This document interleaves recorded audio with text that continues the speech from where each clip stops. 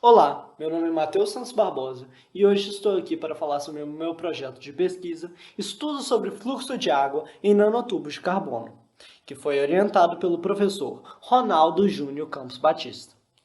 Vamos então falar sobre o nanotubo de carbono, mas primeiro vamos falar sobre o grafeno. O grafeno é um cristal do carbono que ocorre em duas dimensões, como se fosse uma folha. Foi descoberto em 2004 e rendeu o Nobel da Física de 2010 a seus descobridores. Ao lado, vemos uma malha de grafeno, que tem espessura de apenas um átomo.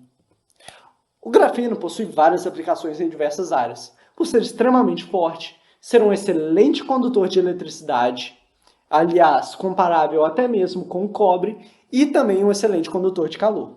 Além disso, ele é extremamente denso, tanto que nem mesmo átomos de hélio conseguem passar por sua malha.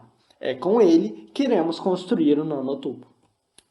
Estudos recentes mostram que ele pode até mesmo ser usado em sistemas de purificação e dessalinização da água, como mostra na imagem ao lado, onde foi usado óxido de grafeno para dessalinizar água, sem utilizar a energia elétrica. Então, o nosso trabalho visa dar continuidade a um estudo feito por Jarbas Ubiratan em sua tese de mestrado, onde foi analisado o comportamento da água quando o nanotubo tem uma velocidade constante. Podemos analisar, então, como se dá a transferência de momento linear entre o nanotubo e as moléculas de água, e assim calcular a viscosidade do nanotubo. Mas o que é momento linear? O que é, aliás, a transferência de momento linear nesse sistema? Bom, o nosso nanotubo está a uma velocidade constante. Entretanto, a primeiro momento, as nossas moléculas de água não.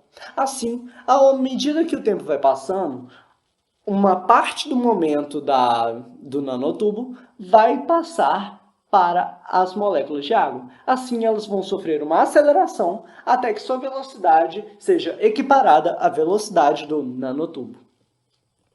Então, essas informações são relevantes para talvez desenvolver aplicações como já apresentado o método de dessalinização da água. Então, vamos falar sobre dinâmica molecular. A dinâmica molecular não é nada mais do que uma simulação computacional do comportamento de um sistema molecular em escala atômica. Então, Jarbas realizou as suas simulações utilizando um modelo de dinâmica baseado nas equações newtonianas de movimento.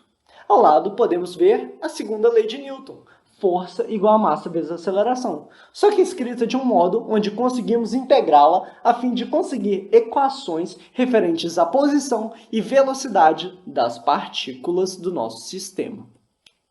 Então, o potencial energético utilizado no modelo de Jarbas é o potencial de Lennard-Jones, que nos permite realizar uma boa análise qualitativa do sistema.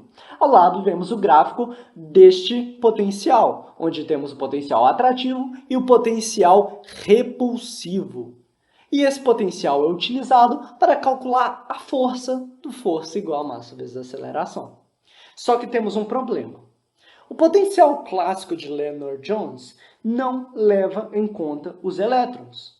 Então, acaba que parte da informação quantitativa do sistema é perdida.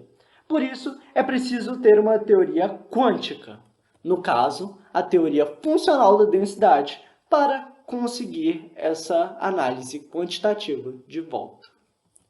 Então, mas a dinâmica molecular tem um problema. E esse problema é o custo computacional, ou o tempo que demanda para o computador realizar os cálculos necessários da dinâmica. Para realizar uma dinâmica, às vezes é necessário dias, semanas, meses ou até mesmo anos, dependendo do tamanho do sistema e dos métodos utilizados. Então, a fim de reduzir o custo computacional, decidimos por utilizar em nossas simulações algo chamado de Harris Functional, que é a aproximação das equações de Coulomb, que são resolvidas de forma não interativa, sendo a energia do sistema determinada pelas densidades atômicas.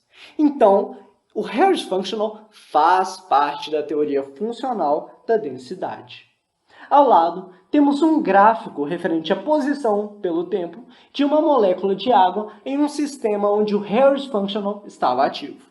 Entretanto, como podem ver, a variação é bem pouca no sistema. Mas por que isso acontece? Bom, vamos ver a velocidade desse sistema utilizando o Harris Functional e sem utilizar o Harris. Bom, podemos ver que a velocidade no primeiro gráfico está tendendo a zero, só que pelo lado positivo do gráfico. Já no segundo caso, ele está tendendo a zero pelo lado negativo. Ambos estão tendendo a zero, só que prestem atenção na escala de tempo quando comparamos esses gráficos ao gráfico de velocidade da água em relação ao tempo que o Jarbas Ubiratan fez. Dá para ver que a escala de tempo é completamente diferente. Ou seja, para que nossa simulação chegue à simulação do Jarbas, é preciso muito mais passos.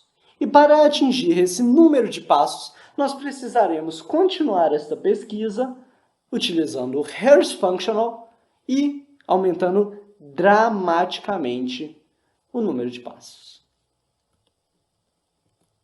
Gostaria de agradecer, então, ao meu professor e orientador Ronaldo Júnior Campos Batista, ao UFOP, Universidade Federal de Ouro Preto, ao Grupo Nano de Pesquisa, à PROP, Pró-Reitoria de Pesquisa e Pós-Graduação da UFOP, e ao CNPq, Conselho Nacional de Desenvolvimento Científico e Tecnológico.